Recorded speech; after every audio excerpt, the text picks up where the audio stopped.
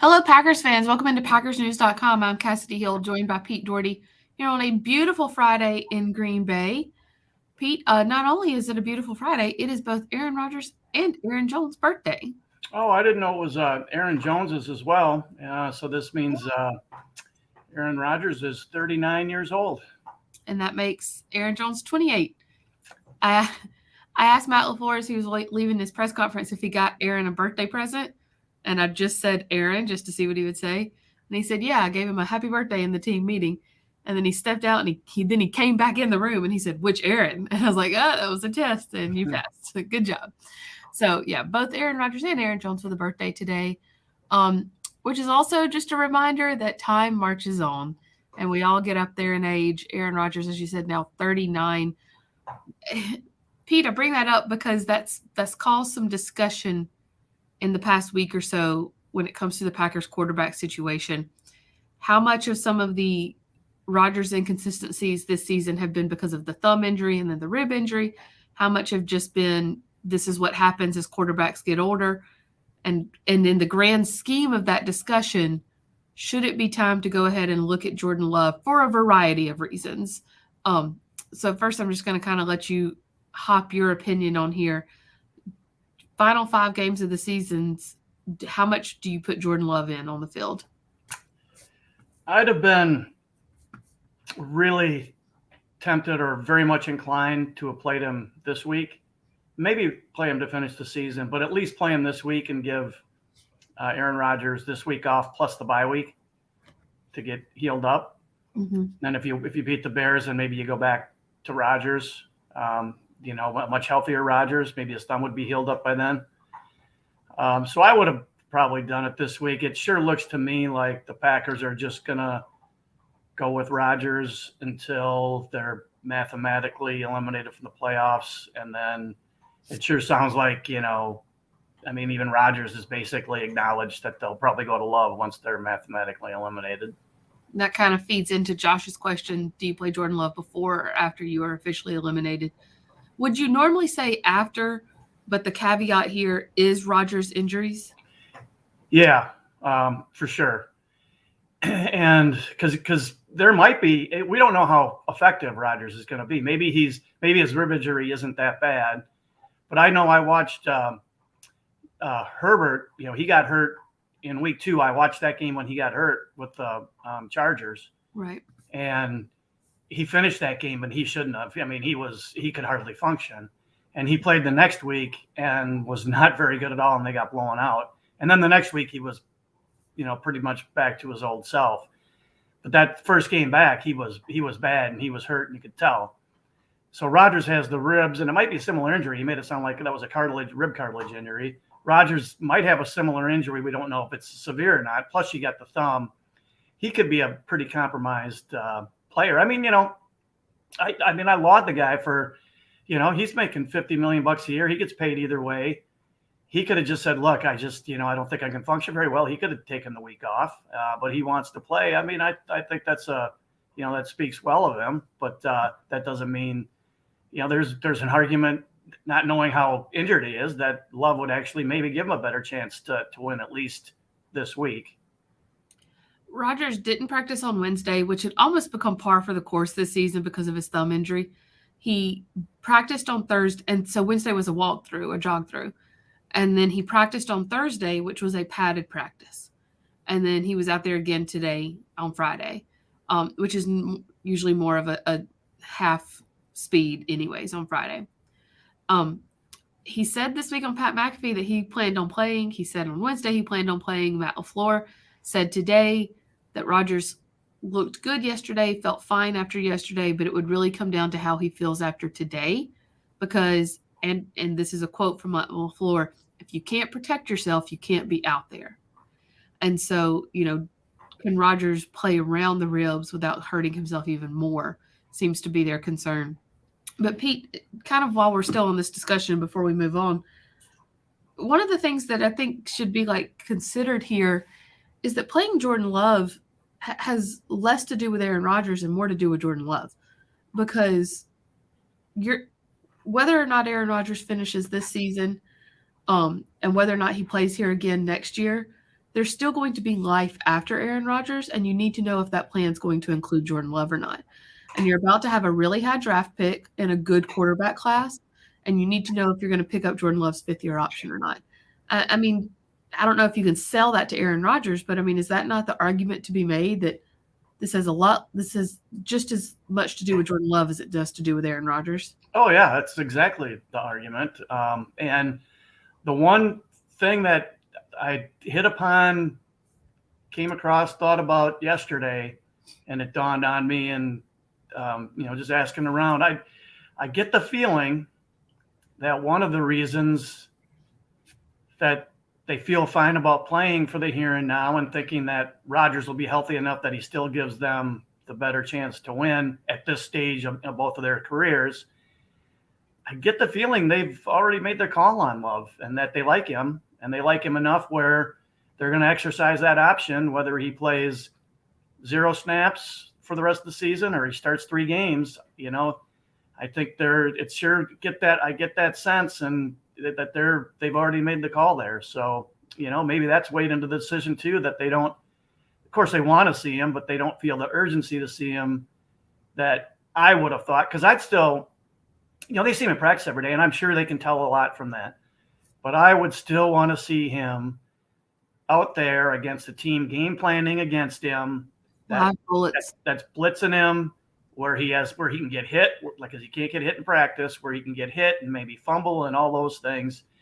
I would want to see that if I were them, but maybe they don't feel the urgency to see that, and they're willing to play for the here and now because they feel, pretty decent about him.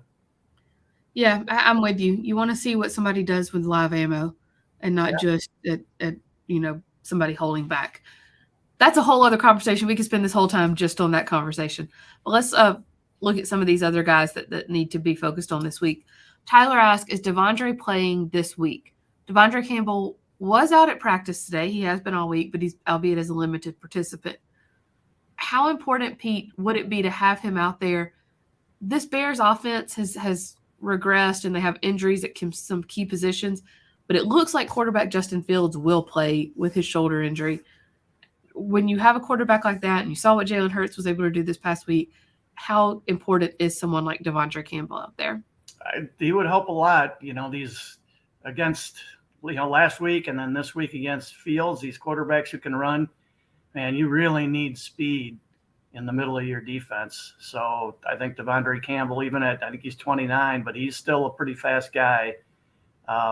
He would help them. Having him would help a lot. Plus he's, veteran.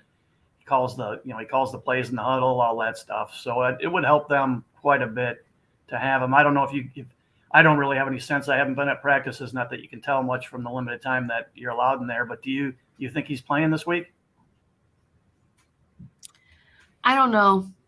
That's Yeah. I think one of the things that might be factoring into his mind too, that's not a turf field, but that's not a good field. That's a very bad field, yeah.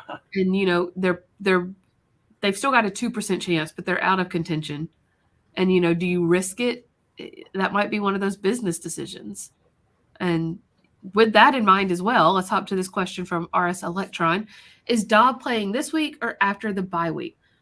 Pete, I talked to Dobbs in the locker room yesterday. He said he felt physically fine. It was just a matter of weighing the risk. And I said, okay, well, then where are you at there? And he said 60-40, 70-30. If you're Dobbs, and do you want to be out there? We've seen very little of Dobbs and Christian Watson on the field together. Where does the risk meet the reward is basically what I'm saying. And especially if it's Jordan Love at quarterback, do you want to kind of get out there and just get those reps to kind of see what you could do in the future? Yeah. And even with Rodgers too, because Rodgers might be their quarterback next year, Yeah. I mean, there's a pretty good chance of that. So I don't know. If I'm the Packers, I want him out there if at all possible. Obviously, you're not going to put him out there if there's, if he's still hobbling and all that. But I don't know if it's 70-30. I think I'm putting him out there. Yeah. Okay, now we're going to get into some of the deep stuff here, Pete. Oh, and while we're on this subject, though, I just was going to say David Bakhtiari and Darnell Savage were the only people not at practice on Friday. Darnell Savage, not too much of a surprise. He hurt his foot on Sunday. I asked him yesterday how the foot was feeling. And he said, it's footing. And so I guess the foot is doing what the foot needs to do in normal everyday life, but is it doing it on the football field is the question. David Bakhtiari, he didn't practice on Wednesday. He practiced on Thursday. Elton Jenkins was out there today, but this is sort of just the state of reality when it comes to David Bakhtiari. Okay, let's get into some of these deeper questions. Lindell with a nice little manifesto here. I have to put my head up above the comment. He asked, what's really going on in Packerland? It seems that LaFleur has lost the locker room, or at least he's in over his head. Goody doesn't seem to have the stones to make necessary moves. Then there's Murphy, who is good at business, but seems to think he needs to be involved in football matters, which it shouldn't. I've been a fan since 1973, and I certainly don't want to see us regress back into the laughingstock of the NFL. What do you feel is really going on? Pete, you've been around this franchise and this club for a long time. What should that balance of power be, and is it currently where it needs to be? So, yeah, there's a lot there. So a couple things. The first one, I got to disagree with Lindell about that he seems to have lost the locker room, because I think they're still playing hard. They've come back and gotten back into games the last couple of games when they were behind. So I don't think he's lost the locker room. I think they've been slow to make decisions and to make changes. That's a really legit complaint somebody might level against him. But I don't get the feeling he's lost the team.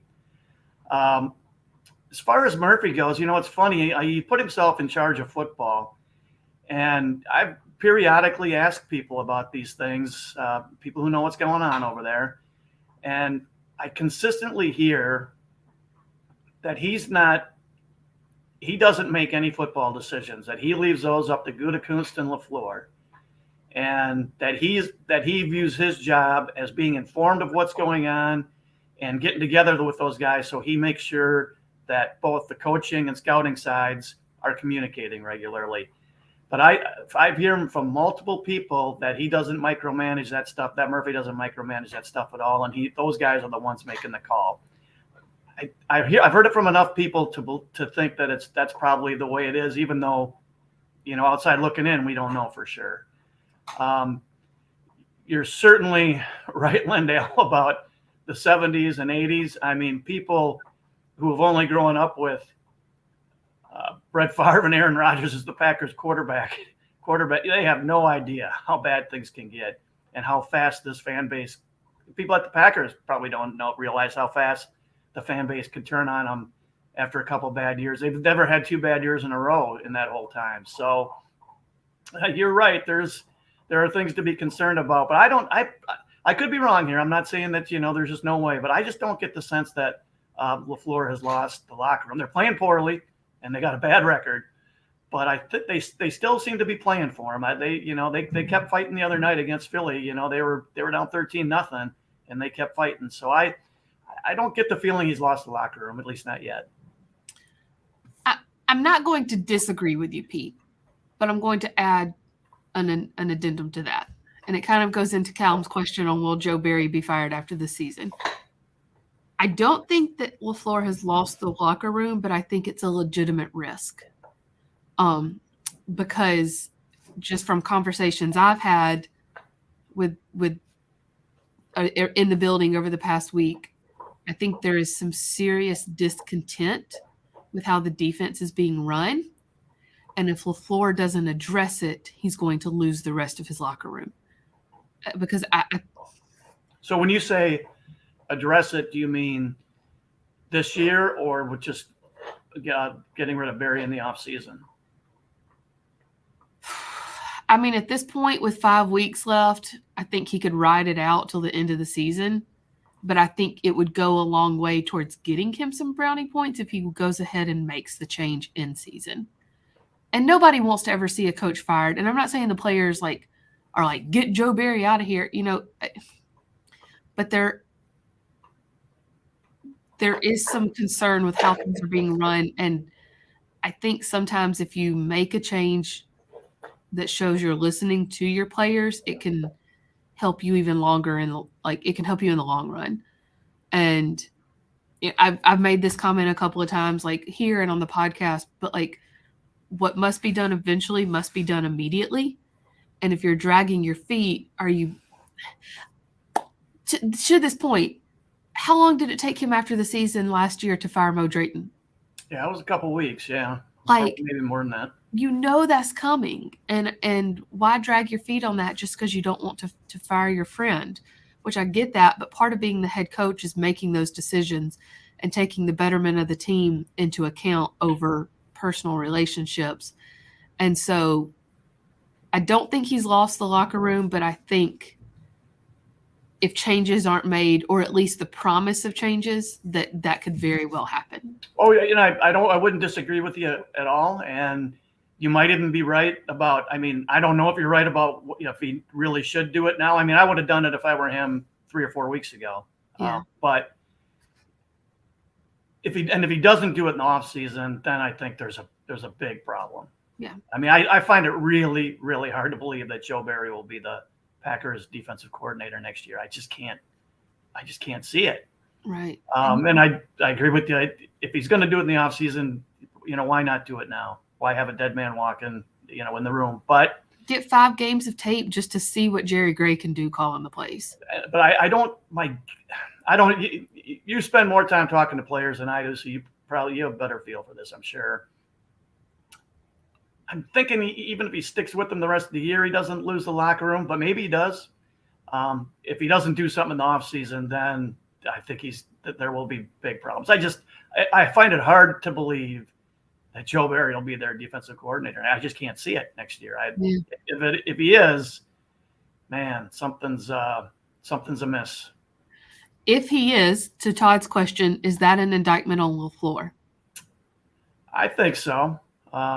Look, this is a really hard business. And like you said, it's not like we're sitting here rooting for guys to get fired. But Right. These things are baked into their salaries, the lack of job security. They make, that's why they make the money. That's one of the reasons they make the money they do.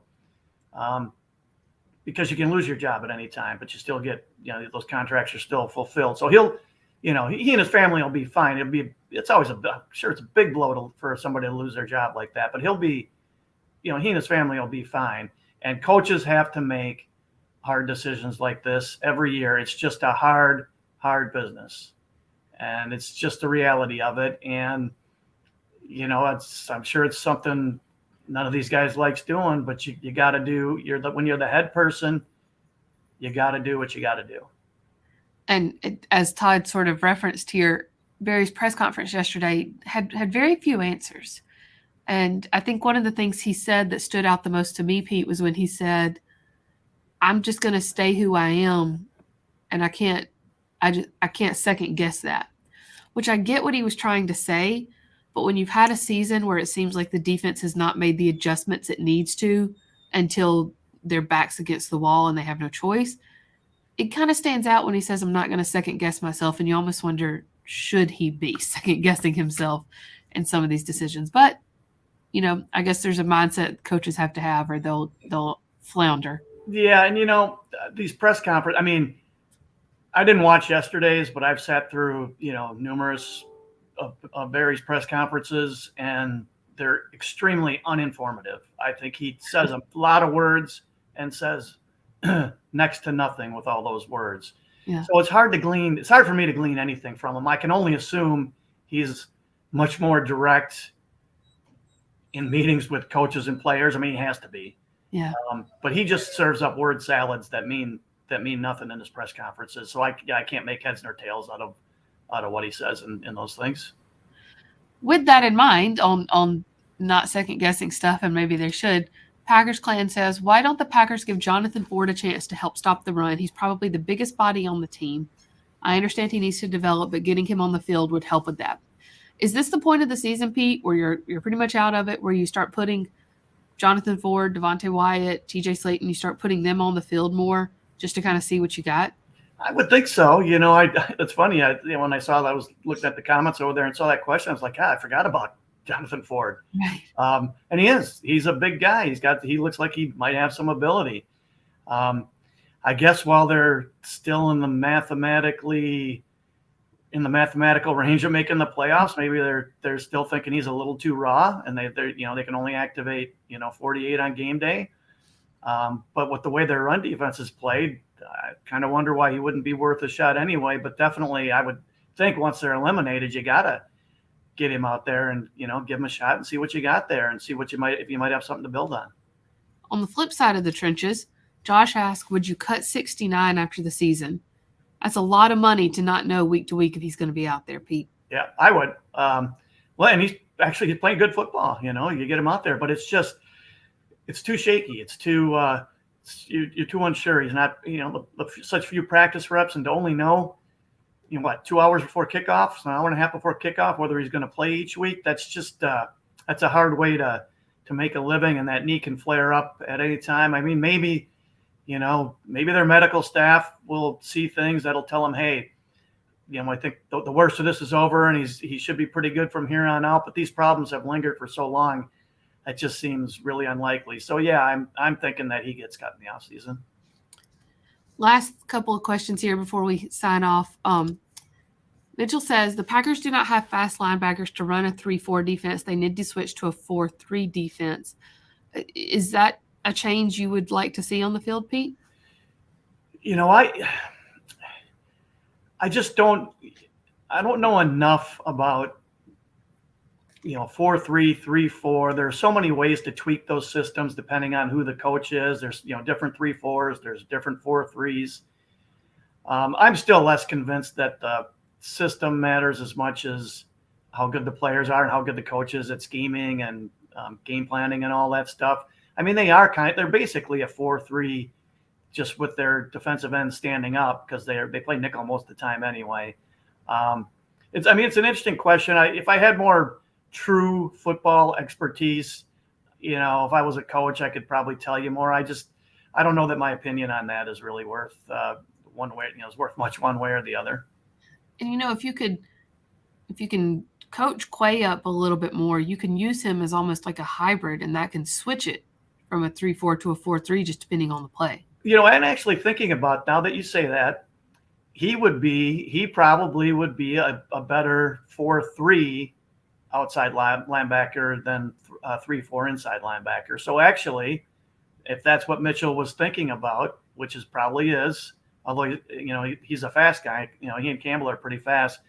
I mean, that's potentially an argument for playing a 4-3. But teams play so little base defense today anyway. I mean, it's what was the base in the 80s and maybe for part of the 90s, where they're in base 50% of the time or so.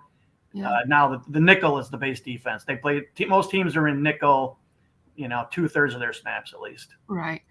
I mean, not everybody's out here. What did the 49ers run? Like a 50 under almost, it seems like.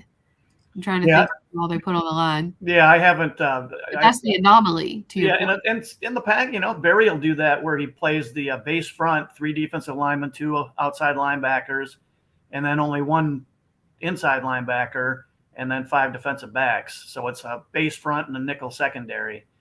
So there are things like ways that teams then they do that to have a better run defense to basically put up a 5-man line. And I had a player in the locker room this week teach me a term for a look that I'd never heard before. And maybe this is common, but I had not heard them reference penny, like going into a penny defense. So let's see that. So dime is 6 DBs. I've heard a penny, and I can't remember off the top of my head which one it is. It's nickel with a 5-man front, 1 linebacker. Yeah, so that was that defense I was just describing as the penny. Yeah. The 5-man front, 1 inside linebacker, nickel. Yeah. Yeah. And it seems like they almost kind of have played that a decent little bit. Because like you said, they like to be a nickel. Oh, yeah. They used it, and they used it a fair amount last year, too. They do it, I think they do it when a team's got a good running game, but they put 3 receivers on the field, so they want 5 DBs.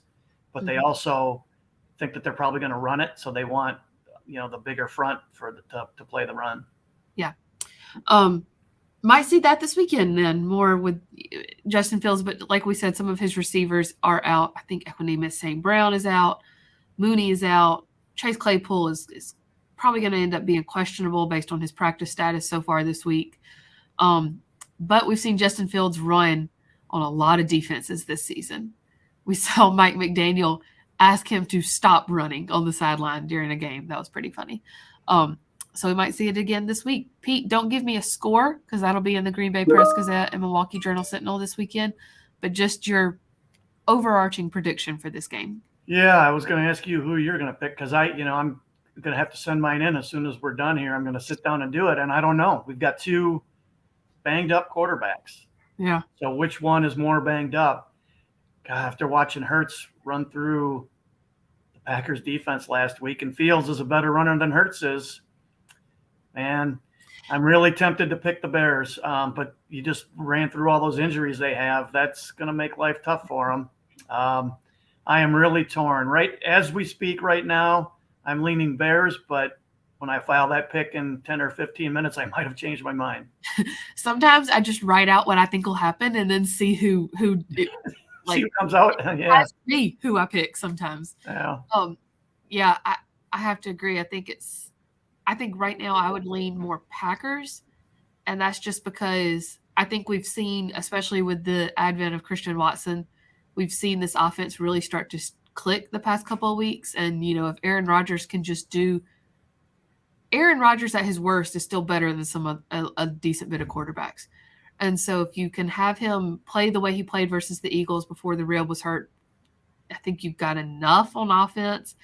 And then on the flip side of the ball, yes, Justin Fields is a better runner than Jalen Hurts, but Jalen Hurts, don't forget, also had Sanders in the backfield with him, A.J. Brown, Devontae Smith. He had other people to spread the ball around and help him get some breathing room. And I don't know if Justin Fields has enough of that this week, especially against a defense that at least on paper is more talented than this Bears offense. And so it should be Packers, but we've seen them lose these games all season. So yeah, I just see a scenario where that guy 3rd and 8 drops back to pass and just 1, 2, 3, boom, runs. Yeah. And cranks out first downs. I could see that happening a lot, but the Bears do have their share of injuries, and I just wonder how after seeing Herbert play in that first game after he got hurt, it was bad. If Rodgers is like that, then the Packers would be better off playing Love. I'm guessing Rodgers isn't as severe, but we don't know. I mean, Herbert did finish that game where he got hurt, and Rodgers didn't finish his. So yeah, I'm still, as you can tell, I'm still mulling over which way to go on this one. This is the last question. Would you foresee a scenario where they start Rodgers and then let Love finish the game? I would think only if Rodgers aggravates the injury, one of his 2 injuries, or it's just obvious that he can't function, which I don't think the odds of that are real good. So probably only if he gets hurt again, which is possible. Yeah. Well, whatever happens, we will be there to cover it for you all. We'll all be in Chicago this weekend, I believe. So make sure to follow Spoon's live blog before and during the game. Pete and I will be here for you on post-game Facebook Live, and then we'll have a post-game Green 19 podcast as well. Pete, thank you as always. We'll see you next time.